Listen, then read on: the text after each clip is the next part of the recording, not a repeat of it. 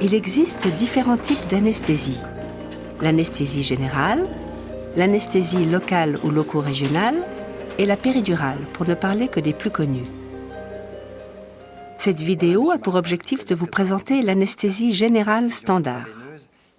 Nous allons retracer le parcours complet d'une anesthésie générale à travers ses différentes étapes. L'anesthésie n'est pas une fin en soi, mais un acte d'accompagnement. Elle a 3 objectifs. Éviter la douleur, provoquer un sommeil profond et une amnésie, c'est-à-dire un état hypnotique, produire un relâchement musculaire qui facilite le travail du chirurgien. Si votre intervention est programmée, vous rencontrez votre chirurgien environ 1 mois avant l'opération. En fonction des problèmes médicaux que vous aurez signalés lors de cet entretien, vous êtes orienté vers une consultation d'anesthésie.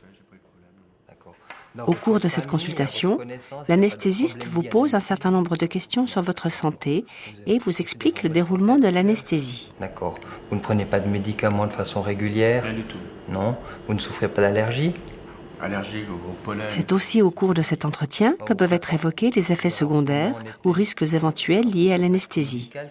Ils dépendent en fait de 3 facteurs: la pathologie, la chirurgie elle-même et vos antécédents médico-chirurgicaux. L'anesthésie générale est un acte médical qui n'est pas dénué de risques, mais les anesthésistes en sont conscients, qu'ils ont identifié les problèmes qui pourraient survenir à la suite d'une anesthésie générale. Parfois, il arrive que vous ressentiez des nausées ou des vomissements post-opératoires liés aux produits anesthésiques utilisés, et ceux-ci se résolvent généralement spontanément en 1 à 2 jours. En règle générale, on peut affirmer que la sécurité s'est améliorée considérablement depuis plusieurs années, grâce au nombre et à l'efficacité des outils de surveillance et des structures mises en place. Aujourd'hui, aux hôpitaux universitaires de Genève, on n'enregistre qu'un seul accident anesthésique très grave en 4 ou 5 ans, soit 1 sur 100 000 anesthésies. Les accidents sont d'ailleurs généralement liés à l'état du patient. C'est pourquoi la consultation d'anesthésie est très importante. Elle détermine toutes les mesures à prendre pour que votre anesthésie se déroule au mieux. Plus rarement, il arrive parfois que vous ayez une perception durant l'intervention, par exemple de conversation ou d'événements qui se sont déroulés pendant l'intervention, peut-être lié à une anesthésie générale qui est trop légère. Alors là aussi, nous essaierons de prendre des précautions pour essayer d'obtenir un état de profondeur de l'anesthésie qui est adapté et adéquat pour vous. Une fois informé, l'anesthésiste demande votre consentement. Vous acceptez de recevoir des produits sanguins, si c'était nécessaire? Oui. Vous n'êtes pas témoin de Jéhovah? Non. Très bien.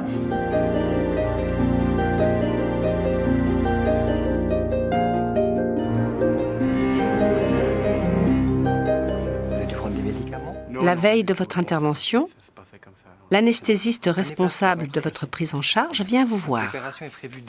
Il vous pose quelques questions et vous examine en tenant compte des conclusions de la consultation d'anesthésie. Selon l'avis de l'anesthésiste ou selon votre désir, un calmant ou relaxant peut vous être administré avant votre transfert au bloc opératoire. À tout à l'heure. À tout à l'heure. Au revoir. Au bloc opératoire, vous êtes pris en charge par une équipe médicale sous la responsabilité de l'anesthésiste qui procède à un certain nombre de contrôles. Il commence par vérifier votre identité et la nature de l'opération que vous devez subir. Bonjour. Je vais vérifier une dernière fois votre identité. Vous êtes monsieur Patrick Martin. Patrick Martin, je reviens sur le bracelet, c'est très bien. Voilà. Je fais votre dossier, monsieur Martin, c'est parfait. Bonjour monsieur, je m'appelle Stéphane Martin, je suis infirmière anesthésiste. Je vais m'occuper de vous pour l'installation du monitorage. Je vais seconder le médecin. Ensuite, il met en place les procédures qui vont permettre de surveiller votre corps pendant l'anesthésie. Surveillance du cœur, de la tension artérielle et de la respiration. Puis, on vous place un goutte à goutte, appelé aussi cathéter ou voie veineuse périphérique, destiné à faire passer les différents produits qui vous seront administrés tout au long de l'intervention. C'est nécessaire pour toute anesthésie.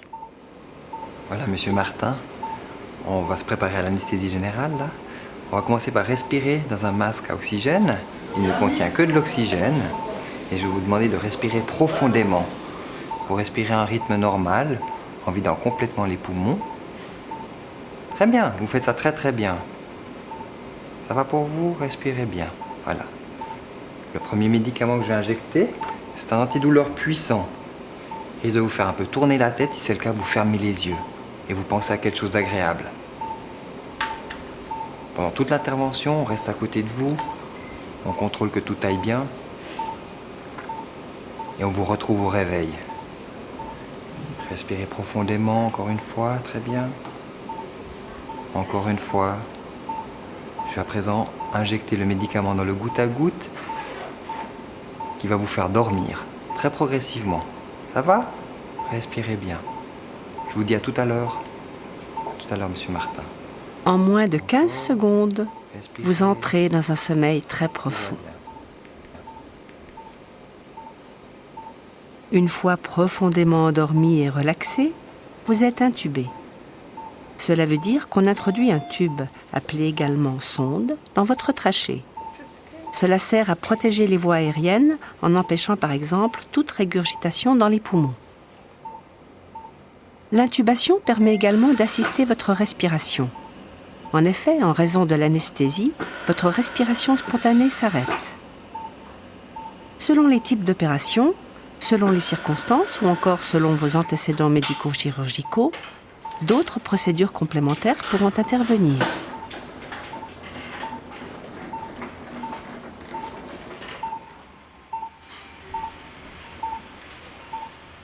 Pendant l'intervention, vous êtes toujours sous la surveillance du médecin ou de l'infirmière anesthésiste. Une 60aine de paramètres sont contrôlés en permanence lors d'une intervention standard. L'anesthésie est toujours adaptée à l'intervention que vous subissez. Je m'appelle François, je suis infirmier de salle de réveil. Après l'opération, vous êtes transféré en salle de réveil où une équipe médicale vous surveillera. Vous allez rester chez nous quelques heures, le temps de vous surveiller un petit peu, voir que tout va bien. Dites-moi monsieur, est-ce que vous avez des douleurs? Oui, j'ai un peu mal, oui. Oui. Sur une échelle de 0 à 10, vous arrivez à me dire si 0 c'est pas de douleur et 10 la douleur maximale. À combien vous êtes actuellement? 4-5. D'accord. On va vous donner quelque chose rapidement contre les douleurs. Puis, une fois réveillé et remonté dans votre chambre, vous pouvez être pris en charge par une équipe antalgie qui vous aide à lutter contre la douleur et vous surveille particulièrement pendant 48 heures. Si vous imaginez que c'est...